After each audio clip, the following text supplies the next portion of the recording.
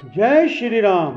दोस्तों, जो कहानी मैं आज आपको सुनाने जा रहा हूँ वह माता सीता के हरण होने के बाद की है, जब भगवान राम को लंका तक पहुँचाने के लिए उनकी वानर सेना जंगल को लंका तक जोड़ने के लिए समुद्र के ऊपर पुल बनाने के काम में पूरे जोर शोर के साथ लगी थी।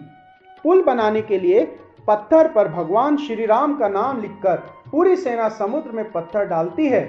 भगवान राम का नाम लिखे जाने की वजह से पत्थर समुद्र में डूबने के बजाय तैरने लगते हैं।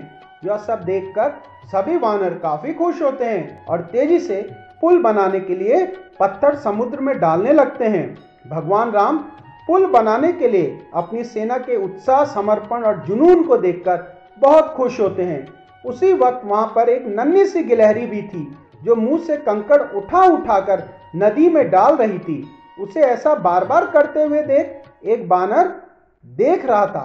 कुछ देर बाद वानर गिलहरी को देखकर मजाक बनाता है। वानर कहता है, हे गिलहरी, तुम इतनी छोटी सी हो, समुद्र से दूर रहो, कहीं ऐसा ना हो कि तुम इन्हीं पत्थरों के नीचे दब जाओ।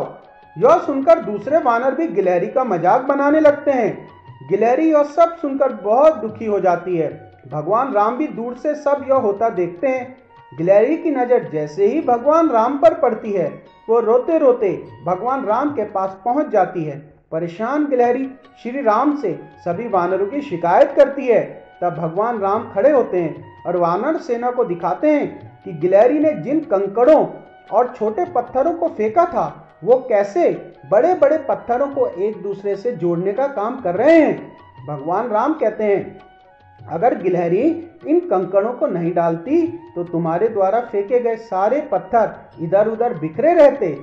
ये गिलहरी के द्वारा फेंके गए पत्थर ही हैं जो आपस में जोड़े हुए हैं। इन्हें पुल बनाने के लिए गिलहरी का योगदान भी वानर सेना के सदस्यों जैसा ही अमूल्य है। इतना सब कहकर भगवान राम बड़े ही प्यार से गिलहरी को अपने हाथों से उठाते हैं। फिर गिलहरी के कार्य की प्रशंसा करते हुए श्री राम उसकी पीठ पर बड़े ही प्यार से हाथ फेरने लगते हैं। भगवान के हाथ फेरते ही गिलहरी के छोटे से शरीर पर उनकी उंगलियों के निशान बन जाते हैं। तब से ही माना जाता है कि गिलहरियों के शरीर पर मौजूद सफेद धारियां कुछ और नहीं बल्कि भगवान राम की उंगलियों के निशान के रूप में मौजूद उनका आशीर्वाद है। तो दोस्तों, इस कहानी से हम यह सीख सकते हैं कि दूसरों के कार्य का मजाक नहीं बनाया जाना चाहिए। कार्य में किसी भी तरह का योगदान महत्वपूर्ण होता है। साथ ही दूसरों द्वारा बनाए गए मजाक के बावजूद आपको अपना आत्मविश्वास कभी भी नहीं खोना चाहिए। तो बोलिए जय श्री राम।